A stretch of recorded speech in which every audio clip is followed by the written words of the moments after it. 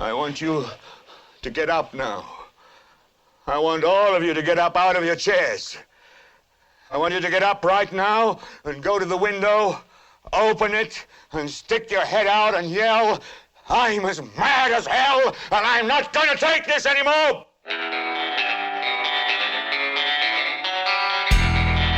What we've got here is failure to communicate.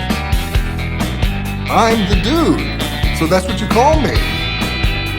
Let's go get sushi and not pay.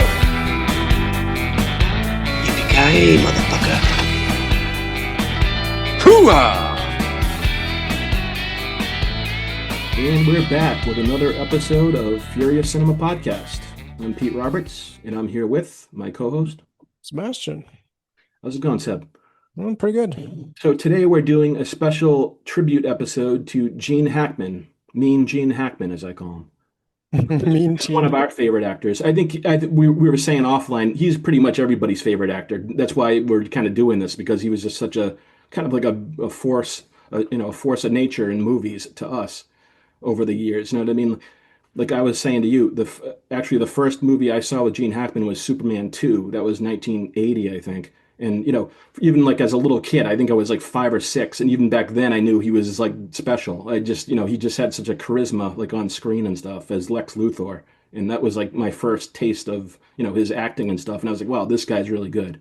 Even I knew that back then. So He was kind of, he's always been like a fixture without being like a superstar VIP kind of celebrity person, but he's always been there and our we've whole always, lives. yeah, and, like that's what we were saying too, is he's one of those actors like maybe like a Harrison Ford where everybody that works with him and everybody that's a movie fan loves him, but he's not like he's not a guy that like creates drama and like he's not always out in the public and stuff like that. He was a very kind of a reserved type of person, like a private person versus like all the drama queens that are out there like in the spotlight all the time.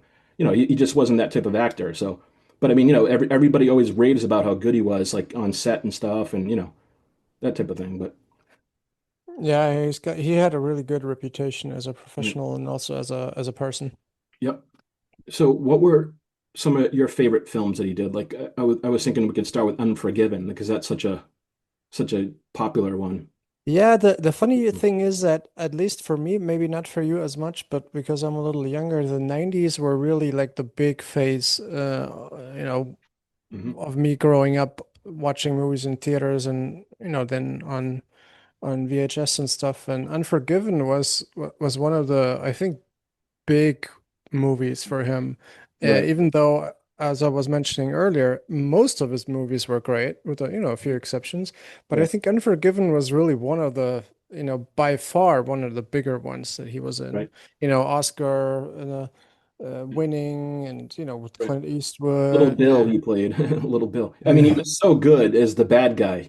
But what I loved about that character was that even though he was the bad, we saw him as the bad guy, he felt like he was the hero of the movie. He was one of those types of villains, like where he's the villain is, they're thinking they're the hero while everybody else is not the hero. But also at the same time, like Clint Eastwood's character was a sort of like he was kind of a villain in like, before that, right? Like Oh in yeah, yeah, past, like he absolutely. was He's like not he's known not a as like good the guy. yeah, he Yeah. wasn't a good guy. So it was like a weird, I just love that mixture of like, like you're on Clint's side, but he was actually one of the worst killers there was like in the West. So it was like, I just love that, that dichotomy of the facing off with Gene Hackman, who thinks he's like the hero of the piece. But, that was such a great one. But I mean, Gene Hackman has been so great over the years. Like I watched the Conversation. I watched that like every other month, it seems like. I've watched it so many times. It's one of my most favorite movies. And we talked about Scarecrow before too. That's one of our favorites like that. Yeah, we talked about that in one of our, was it one of Yeah. the first Yeah, it episodes? was one of the Yeah. first or third, second or third. But I guess Gene Hackman, that was one of his favorite movies that he did. That was like that was up there. That was on the top of his list of like, the favorite films that he worked on with Al Pacino. So that was pretty Yeah, cool. sounds plausible. Yeah. He just liked, I guess he just liked he said he liked the movie, but he just liked the experience of working on it, like, that type of character and stuff, like, the hobos and stuff, going on a road trip and stuff. I don't know, he liked it, but We didn't like going on a trip. yeah, right. But And then there's another movie that we I love is Crimson Tide, the one he did with Denzel. That's an Oh awesome yeah, film, the yeah, yeah. submarine movie. That was one I of his have best. to say there's a place in my heart for submarine movies in general. Right, And I like Blue, Crimson Tide. I like The yeah, Hunt for Red October. yep. I like U571. most of these. Yeah, I even like the Hunter Killer because it was kind of a throwback to like an '80s action movie. Was that a Everything newer was one? I don't know. I haven't it's seen like that. relatively new. Hunter Killer, yeah. It was the kind of stuff that you'd expect from the '80s, Well, kind of but like it's an like action type, yeah. yeah, but it's like a 2020-ish Who's something in new. that one? Uh, um, uh, Like, Butler, what's his name? Butler or something. oh, Gerard Butler, yeah. Yeah, yeah, I haven't exactly. seen that yet. Yeah. I liked it. It's, for, but also there's this long tradition of submarine movies, Right. with Fast Food, I think, is one of the. Clark Gable, Kirk Douglas. I mean, every big actor had been in a submarine movie, really. Yeah, right. And then another one of my other favorite early Gene Hackman movies is the Poseidon Adventure. That's another one of my most favorite movies. It's like, the disaster movie on the ship, like on the cruise ship with like all that cast of Remade actors. with Kurt Russell.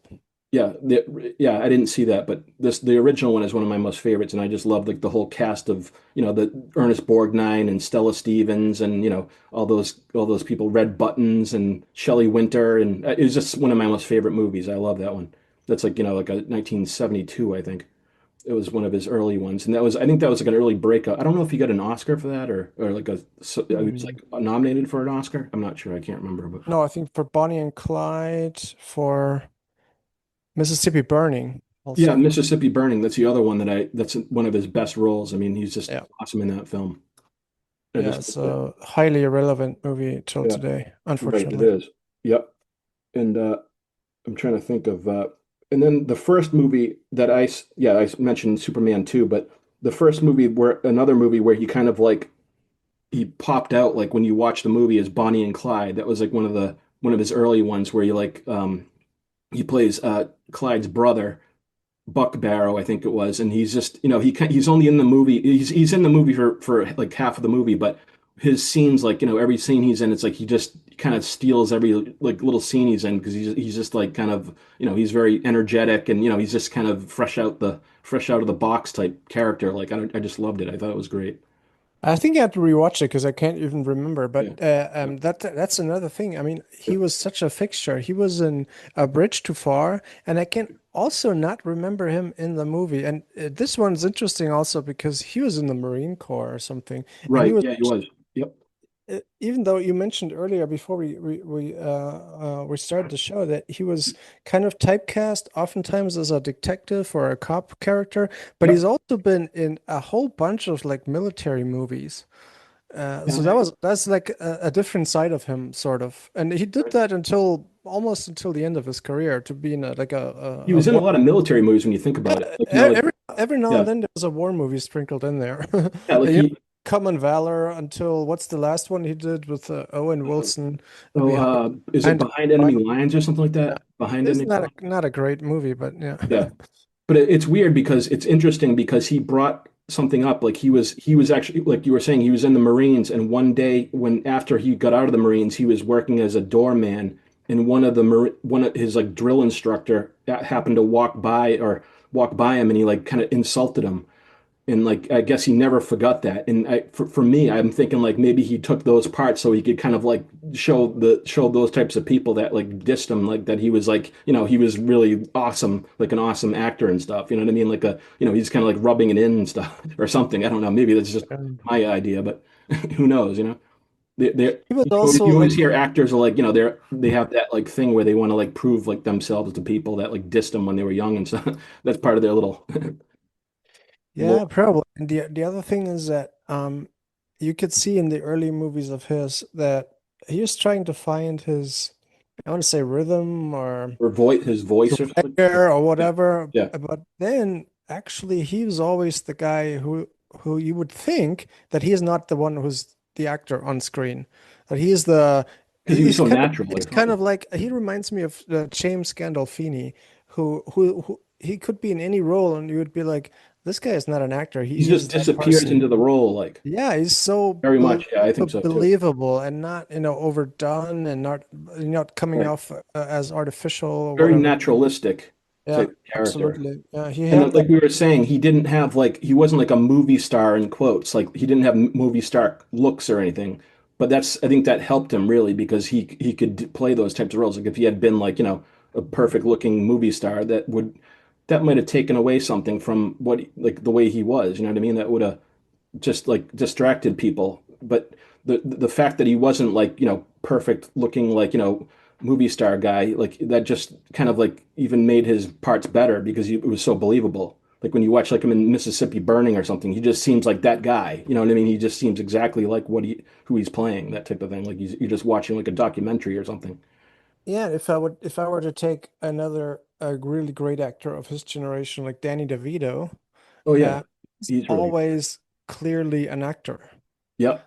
As great as he is always an actor. What Yeah. whereas Gene Hackman, and to use an example of a movie where they had both been in there is Get Shorty. Yeah. Get Shorty. That's a good one.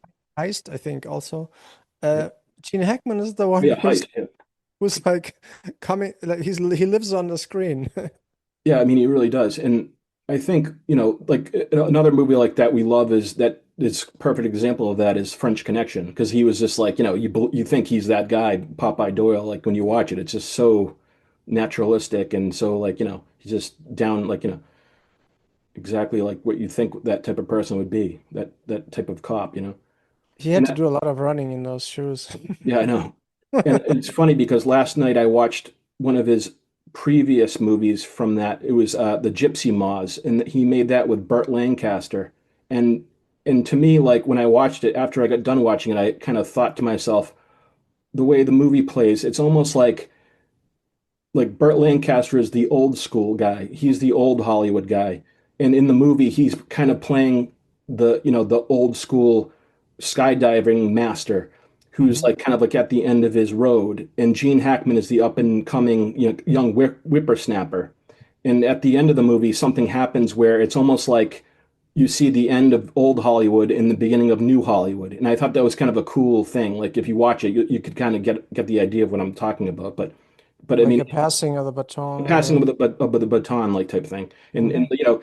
Gene at the end of the movie, like I won't spoil it like what happens, but Gene Hackman, like, he says, "Oh yeah, I think I'm gonna go out west and like, see what's going on out there." And he kind of just like laughs and drives off in his car. And it's just I don't know, I just thought that was really great. And it kind of like it was like a little like nod to like, his like you were saying, like the passing of the torch, like, now he's gonna be the star of like, out in Hollywood or something.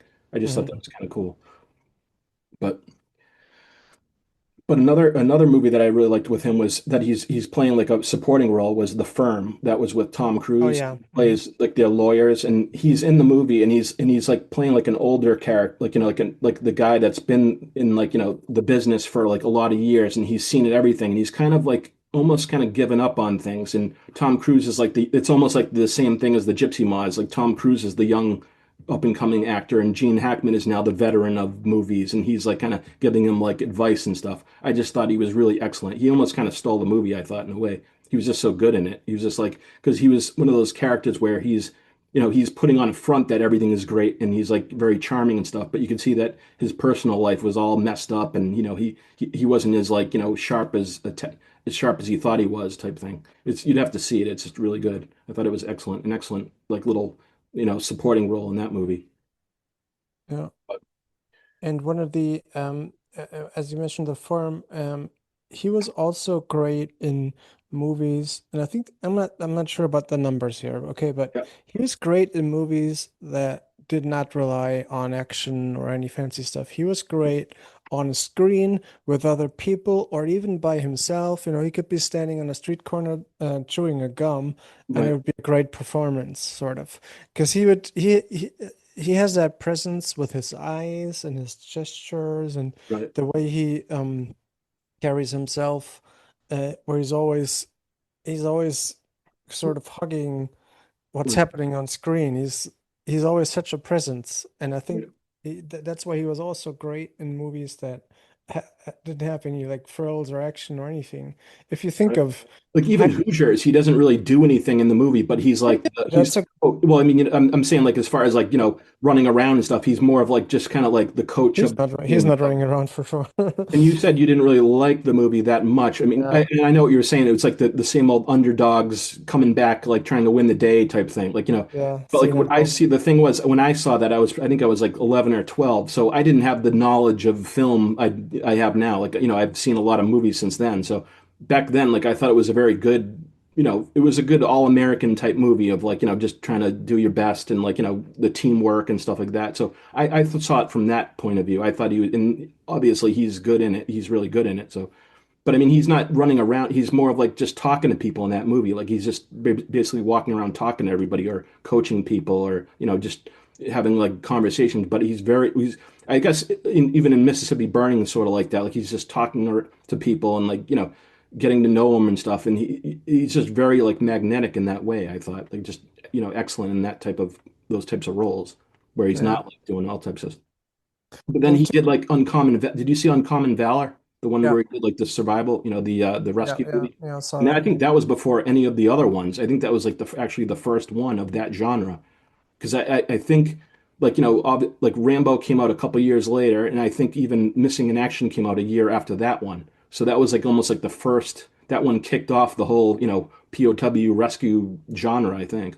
I'm pretty sure there might have been another one before, but anyways, but that was a really good one with all the those all those actors, and he was like playing like he was almost like the coach in that one too, but he was like the leader of the rescue squad. So that was like Yeah, another excellent, that was in 80, and it's and actually in another military movie too, yeah, another to add to his military, and yeah, he did a lot of those like Bat 21. We were talking about that one.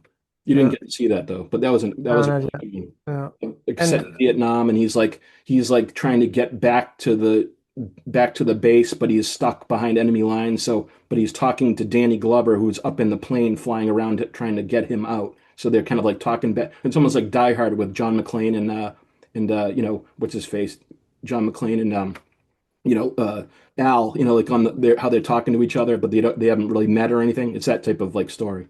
That type. mhm. Oh, But by the that way, was really good. First Blood came out the year before Uncommon Valor, Yeah, and First Blood. Right? it's the same director, Yeah, what's his Ted Ted Kotcheff. Kotcheff. Yeah, Yeah. right. I forgot about that. That's Ted Kotcheff's. And yeah, so I guess that kind of like was like the precursor to that POW genre, or the first one of that genre. But and then Night Moves was another excellent film, 1975. That was a good one. Was it Arthur And Penn? I think. yeah. Yeah, that was an excellent I'm one. not sure if I'd seen that one. It's definitely on my list of either watches or rewatches. A really good neo noir where he's like he's like a detective like trying to like find out what's going on, and he's just that's another one where he's like walking around talking to people, but it's just everything is just so like it's just very like very intense and stuff like the way he does it. He was a very intense actor. I thought very intense, like he could kind of like be intense and funny and like everything like all in one. That's why we liked him so much. I thought one that was like really weird, I thought was Eureka. Have you seen that? I didn't see that. What was that about? Eureka. Is it Um, gold or something? Actually, I think I might have seen that. It was about gold or something. Like, yeah, it reminded me a little bit of, the type of movies where some guy goes a little bit off the rocker because, yeah, being kind of consumed by something or right. whatever. In this case, it's like kind of something with gold, but it's a Yeah. Nicholas Rogue movie or whatever, so it's kind of a little weird. I saw it, but I don't remember like a lot of it. But I just remember like weren't they like down in like the Bahamas or something? I don't know. I can't remember. It was some Yeah, place it's like down. a Yeah, Caribbean setting and it's Caribbean. Yeah, or something like that. hot and it's like the setting and there's like I think there's a woman and whatever and then Right. it's got like Rutger Hauer and Mickey Rourke in there and a whole bunch of people and I you think I could did tell see that, but it you was could tell that is like weird. Nicholas Rogue or whatever. I don't know for whatever reason they let him do whatever the fuck he wanted. So He had like carte blanche I to like do thought that weird was stuff. kind of a little bit much the whole thing. Right. Um, but There was another movie he did called Prime Cut with Lee Marvin, and he oh yeah, plays I've seen that. okay, and he plays the villain Marianne. I thought that was such a weird that was like a weird one, but it was Yeah, kind his of name was interesting. Marianne. It was Exactly. such a weird setup for the character, and it was like a meat packing guy or something like a meat, uh, something like that. Like, wasn't that Yeah, like not to spoil too much, but there's Yeah. some gross stuff happening in the movie. Yeah, it's just like it's just weird. That was a weird one, but like we were saying, like everything he's in, he's great. He's usually always great. Maybe the movie itself isn't so great, but he's like he always like delivers like on his roles and stuff. Like you know what I mean? You always remember his acting stuff from those movies because he just like kind of was like, you know, he was doing it for, you know, he just wanted to make a, you know, do the best he could with whatever he was doing. So that's, you know, he definitely did. So And he was, I mean, the other thing was, I mean, he was in a lot of like cop movies, spy yep. movies, Yeah. thrillers, conspiracy films, like I don't know, the Domino Principle or whatever, or Yeah. the package with Tommy Lee Jones, I think. Yep. And but he was also in westerns, not a lot, but a few. I I remember just him, watched one. Yeah, I just watched The one. I don't Hunting. know Have if you you seen had The seen it. Hunting Party? It was, I think it was the hunt. It was that the one with Oliver Reed? Yeah. Okay, yeah, I just watched that like a couple weeks ago. Boy, he was really intense in that one. That was like a really like he was a rough character in that one. Oh yeah, Yeah, absolutely. you know, like he was like you know raping people, whatever he was doing. But that But he was was one of also, his. I mean, Yeah, he was in a few films that you would call a comedy, right? I mean, yeah. Well, you have Lucky Get Lady, is Shorty. that a comedy? Yeah, Get Shorty, Royal Tenenbaums. I'm trying to think of like early, like, and I also just watched another one that he did. It was a comedy, like one of his early comedies, Lucky Lady, and he Oh did it yeah, with Lucky Burt Lady. Reynolds and Liza Minnelli, and it was like, you know, like I was saying, he's good in it, but the movie itself was kind of, it wasn't so great. It was like one of those throwback films from the 70s where it takes place in like the 30s or something like that, and you know, it was okay, but you'd think with those three, it would be like one of the like a classic, but it just wasn't that great. It was just kind of like wonky, and you know, there was some entertaining stuff in it, but it just wasn't. It didn't gel like at the end of the day. One of those types of movies where you know there's good ideas and there's some good stuff in it, but it doesn't. The whole doesn't you know match up to anything. It doesn't add up to anything. So but I mean, you know, I wanted to, what I wanted to do was just get a little taste of everything he did, like some of his comedies, some of the stuff that wasn't a hit, some of the, you know, some of his hits, some of his, you know, popular films. But I've seen almost all of his popular films, like, you know, I've seen A- French Connection and, you know, all those. Crimson Tide was one of my favorites and all those. And what strikes me is I think the Superman franchise was like the only thing in his filmography that's like flat out commercial. Yeah, I think so. Well, Everything, I maybe mean, Poseidon Adventure was really commercial. That was a real commercial one. That was like, you know, that was like a big, uh, that was like before there was big blockbusters. That would be on, you know, that would be like the precursor to like Jaws and stuff, like those types right. of It was movies, you super know? successful, but it wasn't Yeah. like, you know, super, Yeah. I mean, it wasn't like there was no, he wasn't in any other Yeah. franchises or Yeah, I'm trying to think if anything just made for money, you know. he did French Connection 1 and 2. We know he did those two. And actually I like the second one a lot too, even though it doesn't get a lot of like, you know, a lot of spotlight because everybody's always talking about the original film, but I do like the second one too. That was pretty Yeah, good. It was they're John both Frankenheimer. they're both so different, I think, that it's hard to Yeah. Because like the second one takes place in France, so he's like stuck in France and he doesn't talk like, you know, he's and not he has to obviously he's do not all the from France. drugs and Yeah, whatever. so he's trying to like and he gets hooked on heroin and stuff. It was just kind of a weird, an interesting, you know, kind of like an interesting follow-up to the you know the original one. You know, just strange, but it was good though. But then there And you was yeah, and you mentioned that you watch The Conversation regularly. yeah, I watch it a How's lot. that? I mean, it's great, but how could you watch it regularly? What is it about the movie that, you know, makes you watch it all the I time? well, I think it's the like it's just the character, the pacing, the direction.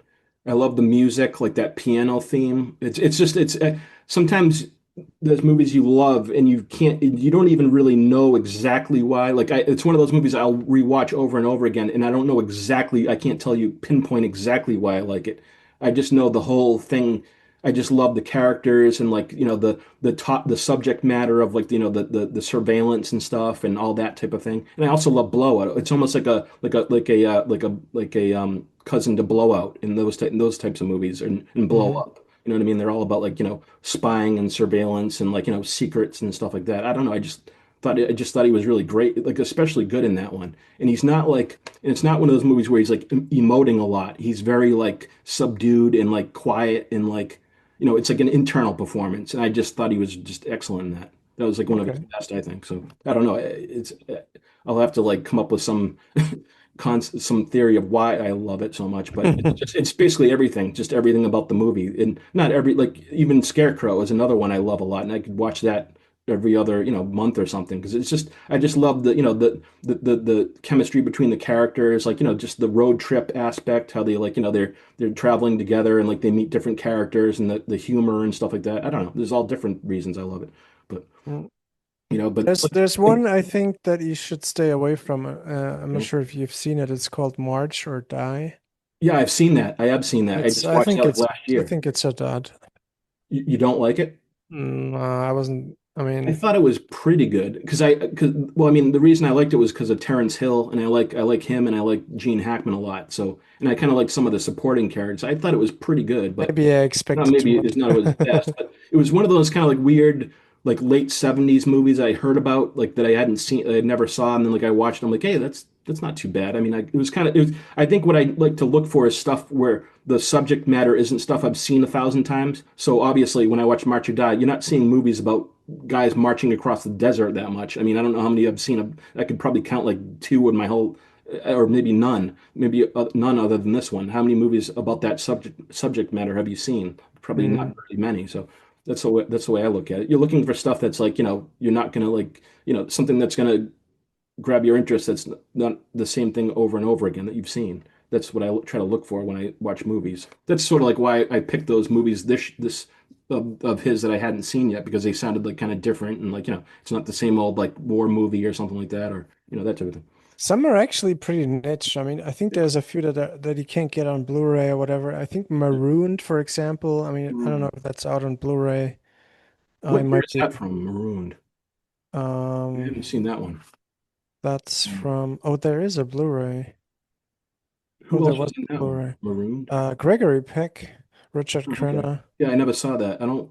I'm not sure about that. I haven't heard. There was a UK or Australian Blu-ray. I Really. mean, my point being that there's a few things in his filmography that are, I don't want to say hard to get, but overlooked or Yeah, they're like you have obscure. to dig a little bit deeper. It, Yeah, it it reminds me a little bit of he was in a ton of stuff too. I mean, he um was in like so many movies like I haven't seen yet. Like it's like Gala little Avery. like they're like little like fell through the cracks movies like type thing. Yeah, it's kind of like it's like Gala Avery doing the podcast with Yeah. her dad and Quentin, and she has to go out and find these Well, yeah, movies. I know what you're It's saying. It's like easier, sometimes it's a little bit harder. you have to like really search for stuff and like yeah. I mean, it's like because that's the thing. It's like sometimes unless someone points you to a movie, you just don't even see it. You know what I'm saying? Like that type of thing. Like there's other movies people have talked about, and I'm like, what? I never even heard of that movie. And then I look it up, and it's just some little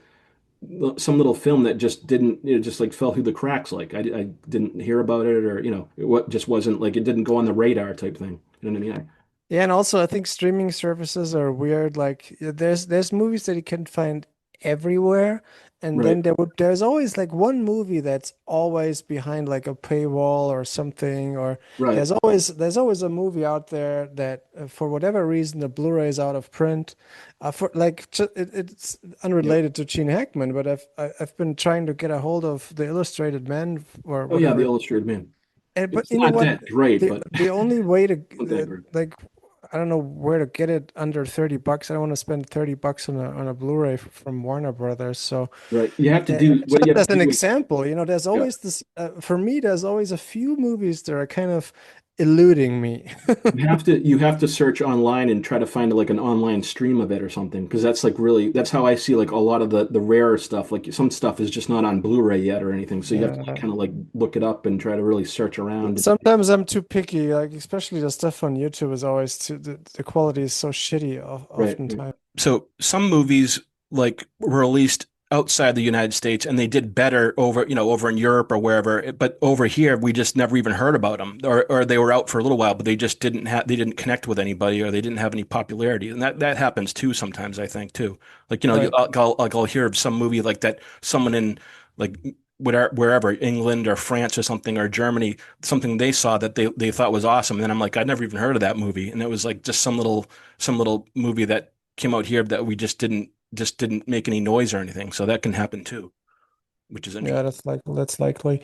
Yeah. For example, if I'm thinking of what I mentioned earlier, Eureka, I mean, it's Yep. probably you could probably file it under like an art house movie. So I Yeah. bet I bet it was more successful in France, Right. And or they even like under certain subjects, they probably like that's what I mean. Like certain subjects, like someone in France, the audiences in France will like connect more with. But then with us, we're more like we love we're more of like hamburgers and milkshakes over here. You know what I'm saying? You guys have a little bit more or of a basketball. a little bit more of a gourmet taste, a gourmet flavor. You know what I mean? You like that's what you guys respond to, but we kind of like more like the mainstream type stuff. So I think that's part of it too, like just cultural wise. You know what I mean? That type of thing. Culture. Yeah, I mean, it's just the different things. Yeah. Different people respond to different things. Right. And for example, Right. I think one of the reasons I don't like Hoosiers so much is that, Yeah. I don't basketball doesn't, it's not college basketball or high school basketball is not something that I can Super. particularly relate to, even though Yeah. I played basketball in high school, but it's Yeah. not, you know. But like just like yeah, but just on the general sense, like was it like just because it was like a underdog story, or like you just didn't like the characters, or like was it just all in general, like the whole thing, like you just I or thought it you was, saw stuff like that already, like that you've seen yeah, before, like I type thing? felt like it's Yeah, like the millionth basketball team movie, like, yeah, like the comeback kids type movie, or But one Hackman movie actually I saw fairly recently, and I watched it because I thought I hadn't seen it, but then obviously I had seen it before. It was No Way Out. oh yeah, that was a good one with Kevin Costner. Yeah, that was pretty good. And the Yep. other one, when I mentioned to a bunch of friends this week that we're gonna record the episode on Gene Hackman, Yep. I sat at the dinner table quoting Heist all over the place because I thought it's like an intensely quotable movie. Yeah, It's great. It's I've seen part of it, but I don't know it like that. I don't know like word for word Yeah, or anything like that. it's like because it's written by David Mamet. I mean, Oh yeah, David Mamet. Yeah, of the course. dialogue is so great. There's one Yep. scene where it says, "Everybody wants money. That's why they call it money." He has some great dialogue. He's really good at writing, like It's Glenn Ross, like that type of stuff. It was just, it's just yeah, it's up that's there. and It's up there. that's probably why those guys love to do those roles for those for that script, because of his dialogue is so good. They just they just have a ball, like they have so much fun, like with those types of characters that are like talking like that and stuff. They love those great dialogue Yeah, ones. and I think Get Shorty is right up there Yeah, that is because good too. Yeah. Elmore Leonard's characters, they just pop off the screen like that. And having read the book is like really, it's not so far off the book. So Right. it's not like they made this up to make it work better as a movie. No, it was already like that on the page, more or But I less. love that character, Harry Zim, in Yeah. he's just such a schlub, but he's a Yeah, likable schlub. You know what I mean? You like him. That's such what. a Yeah, loser, really. that's the other thing about Gene Hackman. He's great at playing those types of characters that you're like, even if they're like a loser, you still like him because he's just kind of he just has such a good, friendly personality and stuff. You know what I mean? He's kind of like a grumpier type guy, like maybe like in Scarecrow or something. But he has that other side where he's like he's like your best friend type thing. That's like It's I think almost that's like why we he's like him. playing a parody of himself, kind of. Yeah, I think so too. Like I think he was working, his role was sort of like like everybody knew by that time, everybody knew him and knew his personality in movies. So like, that was sort of like that was like his, a little, like it was almost like Jeff Bridges in The Dude, that type of role. Like, like the actor so well, like that character just fits him like a glove, like type thing. You know what I mean? It's just, No, they're just absolutely. so like, Yeah. so good at it. But, There's also a movie I really liked where I thought I had almost forgotten he was in it. It was Under Fire. oh yeah, Uh, I haven't. because I it's think I just saw it, but I don't remember it so well. the movie is so dominated by Nick Nolte, Oh I yeah, think Nick that Nolte. I know that one. Yeah. it's easy to forget that Gene Hackman was actually like the second billing or third Was billing. he like a good guy in that movie? I can't remember. Was he a bad guy or something? I don't know. I can't.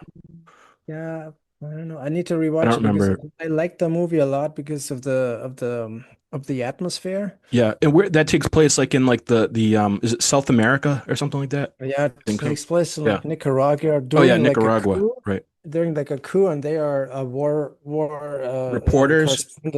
correspondents or Yeah. something or It's rather. sort of like Yeah, and Salvador. Like it would be a good double feature with Salvador, like that type of exactly. thing. No, it would pair really well. Yeah, Yeah, that type of movie. Yeah, absolutely. but it's like that's the thing with Gene Hackman is like no matter what movie he's in, he's always great. Like usually, there's nothing with him that's wrong. It's usually like just the movie itself isn't so great or something, or it's just. But he's always like 100%. I think when he's in his roles. He always And he can delivers. be, he can, I mentioned the package earlier. He can Yeah. also be, I want to say, oh, it's actually the same. What's her name? In the package, I Uh, didn't see the package. I've heard of it though. Joanna Cassidy. Is it Joanna Oh yeah, Cassidy? Joanna Cassidy, the girl from Blade Runner, that girl that played. Yeah, yeah. Yeah, She's also in Under Fire. I just because I right. was just looking that up. And she's in the outfit. Did you see the outfit with Yeah, yeah. We mentioned the one yeah? where We always talk about them. we had Joe Don and Robert we had an Duvall. episode where we mentioned it. Yep. I think we've The talked outfit. about it a few times, but Yeah, the outfit is really good. with Gene Hackman, some of his later movies I didn't really see too much of. Like I didn't see like The Replacements or like The Mexican or even the Royal Mm. Tenenbaums. I've seen parts of that, but I haven't seen the whole thing. Oh, it's great. Yeah. But I I mean, know. I think the way his career ended was, I Yeah. think, aside from Under Fire, maybe all of them were like, I would say high quality movies. Like Yeah. Runaway Jury was good, Heist was good, Royal Yeah. Tenenbaums was good. I Um, didn't realize that did he retire in 2004?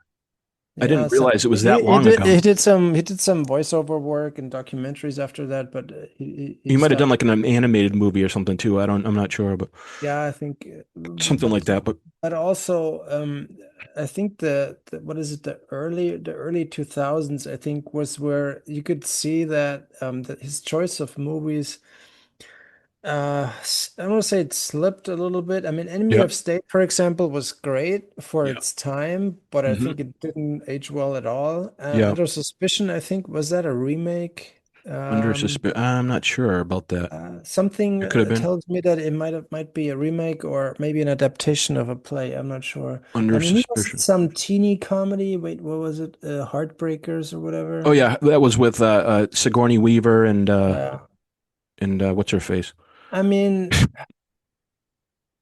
Yeah, I mean honestly, it's that's I the thing. think It's it's like yeah, his peak was, I think, in the mid 90s, and I thought he mhm. was great in Geronimo.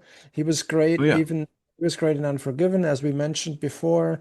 He was He was in also the great. Birdcage, but I didn't see that one. He was also great in the Quick and the Dead. Yeah, The Quick and the Dead. That was another good one. That was like sort of like a like on the level of Unforgiven type thing, like that type. But it was a Sam Raimi like action western, like with Sharon Stone and Leonardo DiCaprio and Russell Crowe. But it's sort of like in that same that same like genre, like that western genre, like where wasn't he kind of like a bad guy in that one too, or he was like the sheriff? I Yeah, can't remember what he he was. was Yeah, yeah, he was the bad guy, or he was the the bad guy, sheriff being in the pocket of the in the bad guy's pocket right? or something. But he was another. That was another excellent one where he was like just really intense and like he was great at playing heavies. Really, I thought Yeah, but types of characters. the type of heavy that takes its power or strength not from physicality or anything, but from from like you really buy it, and you don't Right. fuck with this guy. Exactly. Yeah. Like Little Bill, he was like, he was just so intense, like, and so like he was like cruel. He had like a cruelty like to him or something. I don't know. Yeah, he's It's like always like understated because yep. when you think of a film like let's say um I think even in Absolute Power, I think Oh yeah, Absolute Power. That's the Clint Eastwood movie. I he didn't really can see that. Yeah. he can be like a guy in a room that just visually or in terms of his appearance you wouldn't notice, but when talking to that person, he Right. has that kind of um implicit Right. strength and superiority from, I don't say, like life And that's experience. very much like There's Crimson always like Tide, like yeah. yeah, oh yeah, In or Crimson Crimson Tide, he's Tide. I like mean, that. he's the more experienced. He's smart. Yep. He's and he is probably like street smart, not university smart. Right. So He just knows his shit. he's one not to fuck with. Right. That's like his whole vibe is like that's like exactly what it is. So Exactly. And I think that ties back well to Scarecrow, because that's one of the movies where you could say, well, that's a movie that illustrates where the street smartness might come from. he was really good in that. I mean, he was just, he just was like kind of like, you know, you could tell he was like, kind of like hardened by life and stuff. But he's like, then you get to know him and he has like, he's like he had like a friendly, like, type of character. He was a friendly type of person too. But, you had to like break the ice with him or something. Like, I don't know what it was, but there was a good team up. I guess, they had a good time making the movie, but I guess it wasn't like a big hit or anything, but over the years, people, it's one of my favorite movies that he did, and one of my favorite Al movies too. I don't know, I just love the characters and stuff, and the road movies are one of my favorite genres. So Yeah, that's me another reason I too. liked it. Have you seen Target? We I mentioned it didn't see earlier. Target. No, I didn't One. see it.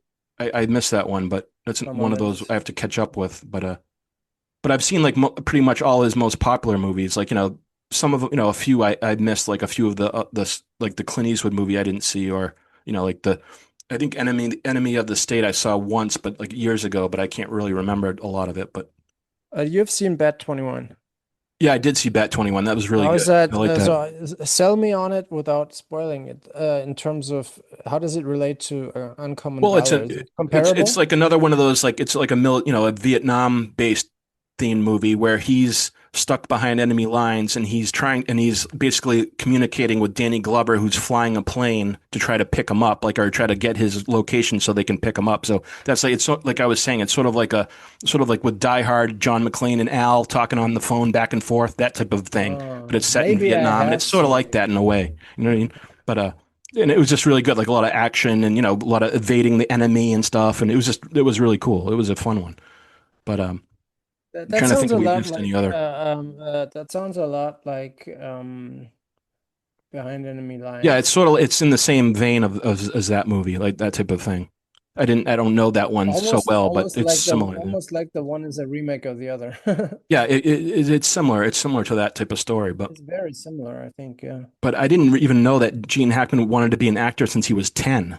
He said in a quote, "Acting was something I wanted to do since I was 10, and when I saw my first movie, I was so captured by the action guys. Jimmy Cagney was my favorite. Without realizing it, I could see he had tremendous timing and vitality. So James Cagney was probably one of his big influences as an actor too, because he was very intense too. And he could kind of do everything. He could dance, sing. Yeah. He was good playing it. He was good at gangsters. He kind of did everything. So that was that's probably one of his main inspirations as an actor too. Yeah. I mean, and with the timing, I think that Yep. Hackman could be in a role where it might be improvising, but Mhm. he could probably do the thing where he would do a pause Yep. or do it like in different timing, or like a bad actor would be just they would be reading lines back and forth to each other, but he would be delivering it in a way where you could actually believe that this is how a person in that situation would talk, and Yep. this is when a person in that situation would be replying, not Right. when the director says action, but when that sort of character would actually be saying something. And I think Yeah, he was it's the really good naturalness about of it. Like, they're trying to get they're not trying to act. They're trying to be like normal in this type of situation, like basically, or like, how they would really react in that situation. Like, you're not trying to like act in quotes. You're trying to like just react to like whatever is happening type thing, or, whatever that. the situation is type thing in an honest, natural way. So that's probably what they're always trying to do. Like I like actors or actresses who, could do a lot of things on screen by not Yep. talking, by, Right. gestures, looks, sighing, or, Like Steve could be McQueen or anything. something, like when he used to do, like when he Yeah, was in Steve Bullet, like McQueen's good. it seems like all Or the Bronson. stories, yeah, all the stories you hear about him, like Bronson. all he did was like he'd get a script, it would have tons of dialogue. He'd basically just cut all the dialogue out and just act like with his eyes and stuff. He wouldn't even, you'd be like, I'm not saying all this. I don't need to say all this. And that Clint Eastwood did the same thing because if you watch him in the Dollars movies, basically the whole all of his all those parts are just him like reacting to stuff and like saying a couple lines, but it's all his like just physicality and stuff like that. Yeah, it's very Yeah, economical also in right. that way. And it works. And if you can do it and it works, that's cool. But I mean, I don't know if everybody can do that, but some actors can. You know what I mean? It just has to be it has to work right, and has to be like edited and directed right. But that's one option. And then there's other actors that just talk and talk and talk, and that's and like the Coen brothers, like their stuff is all like a dialogue heavy. So like whenever you watch their movies, it's like that's part of why we like them is all the quirky dialogue and the weird characters and stuff like that. But then there's So other roles where they can just have a character where they don't talk a lot, but they bring you can just watch it and like they bring so much energy, so much like magnetism to like their role just by like looking around or saying a few lines. It's just people love those types of characters too. A lot of actors can't hack it, but Gene can Right. because he's the Hackman. He's the Hackman. He's Gene Hackman. He can hack it. Yeah. That's a good connection. But did There's, we miss any other parts that he did? Like I, you mentioned you mentioned the replacements. I don't think I've yeah, seen that, yeah. but I mean, now I've heard of it and I know of it, but I haven't like watched it. I But like football movies a lot more than I yeah. like basketball movies. Oh, really? So You like football more than basketball? That's interesting. So you like all those types of trying to think of any other given football any movies. given But Sunday, yeah. Did you ever see The Program with James Caan? You know that one? That was like an early 90s. You might have missed that one, but that's maybe, another yeah. football movie. But then also Gene Hackman did two movies with Jim Brown, like in the late Riot, 60s. right? He did The Split. That was with Jim Brown. And then he did Riot, and I watched that one not too long ago either. That was kind of a good movie. It was like a prison break. It was almost like a film noir, but it's in the late 60s, like like a neo noir prison break type movie. It was pretty good. With like Okay. and those movies are usually fun because like there's always a lot of like colorful like characters, like all types of weird like convicts and stuff, like they're always like fighting and stuff, that type of, so it's kind of a good genre to like check out. But I I'm also just didn't know that Gene Hackman almost became Mike Brady on the Brady Bunch. That would have been weird. That would have made his career totally different. Imagine if he had played Mike Brady. Holy cow, that would have been weird. I That was would have just just I was just clicking on one that I'd never heard of. Sandy's Bride.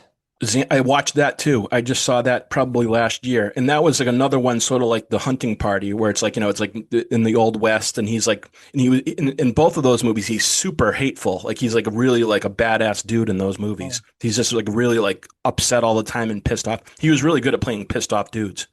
Really good at that. That was one of his like one of his good qualities was the playing the pissed off angry dudes. Yeah, or like really again like dangerous or violent Right. characters without coming off as physically dangerous or violent. Like There's internally something violent. very subdued, very a scary Right. uh like you wouldn't know how to what to think of that person. That's what Is was it? good about his characters is like he could kind of like play like, he'd be angry one minute, then like the next minute he'd be like joking around or something. It's just really good. He was good at those types of roles. Like it was just, Yeah, yeah, I absolutely. guess it made him seem more human, like when you see him like on those different levels. You know what I mean? When you're especially in a role, like I think a lot of times actors just will just play like one level and they won't play like all different. Like if you watch like Christopher Walken, he's a really good actor, but like he's usually just playing kind of like on one level. He's not like pissed off. He's usually like say of King of New York or something. Like he's just that way through the whole movie. He doesn't like get super emotional or super like sad or anything like that. He's just playing like that character, and that's what it calls for. But Gene Hackman seemed to like be able to like play like he'd have like a villain, but he'd play like on different levels. Like he'd be like kind of funny in one scene and then super pissed in another scene, or that type of thing. Mm. He could do that. Like No, for sure. I mean, it's kind of a bummer that his career didn't go longer, but I think yeah. for Well, what this is, yeah, like I was saying earlier, I think it's 80-90% of really good movies, and then there's a few in there where it's like, ah, man, okay, whatever. yeah, but I mean, like, but at the same time, that's just part of your career. I mean, you can't, if you have like a career, you're going to have those ups and downs, and like the good ones, the great ones, the bad ones, that type of thing. And also another thing is just because a movie isn't a hit doesn't mean it's not a great movie. Like Scarecrow is a perfect example. That wasn't a big hit, but we love that one. It's one of my most favorite movies of his. So it's that type of thing too. You have to like just take each one for what it is, and not get too wrapped up in like the popular versus unpopular stuff, Yeah, because you end up missing a whole bunch of stuff you might like. Francis Ford Coppola said there was no finer actor than Gene, intense and instinctive, never a false note. He was also a dear friend whom I will miss very much. yeah, we'll all miss him, and it's also, I Yep. mean, I don't think we need to go into that, but also the way he left us with his wife, Mhm. the Yeah, that news was. speculation, and I everything. That was felt kind bad of. about that too. Really. Yeah, yeah, Yep. absolutely. I mean, obviously, he spent the later years of his life in private Yep. among family and Hmm. whatever. Right. And apparently, the last few days or hours or whatever It was is just sad to not hear a about. Yeah, it was just sad to hear about how it ended because we're so used to seeing him be so vibrant. You know what I mean? That's what it Mm. is. It's like you're so used to seeing somebody so vibrant on screen and stuff, and then to hear like they're not doing well or something like that after it just hits you in the heart. Really, it just Yeah. At it's the like same part. It's time, almost when like part of the you dies or something in a way. You know what I mean? Because like yeah. you're so in tune with that actor type thing. You just Yeah, I mean, you grew up with these. You right. grew up That's what it is. You grow up with seeing them, them and on the screen, and you yep. forget that these are humans that will end up being old and frail and whatever. Yeah, it's just. And Morgan Freeman said, like everyone who ever shared a scene with him, I learned he was a generous performer whose gifts elevated everyone's work. And Yeah, he that's certainly so did. good. Yeah. Well, I guess that'll do it for our Gene Hackman tribute episode.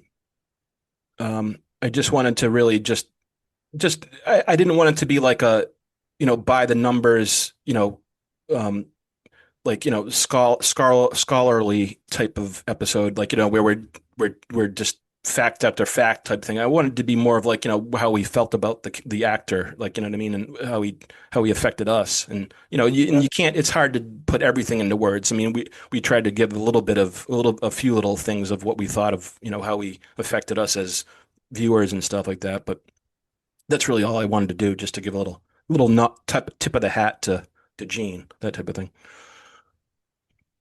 But And I mean, I tried to watch a few more in the build up to this episode, but I'll certainly keep those on my to-do list and try to watch more out of his filmography that I hadn't seen yet. And I think that goes as a recommendation for all those listening to is go beyond the ones that are popular and seek out some of the nuggets or some of the lesser knowns in right. his filmography. It's certainly worth it. Yeah, definitely. I agree. So, and yeah, so that was a nice tribute episode, and yeah, definitely try to find some of his, like if you've seen a lot of his popular movies, try to find some of the more obscure ones, and just to see like his how he his art the arc of his career, and like how he like changed, and maybe tried different things, maybe certain things didn't work as well, but he always gave his best, I think. So that was the main thing. So Yeah, for sure. He was one of the greats. definitely one of the greats. A Okay, I guess goat. I'll wrap it up for our episode. We'll see you on the next episode of Furious Cinema Podcast. Thanks for listening. See you next time. Adios, everyone. And that's that.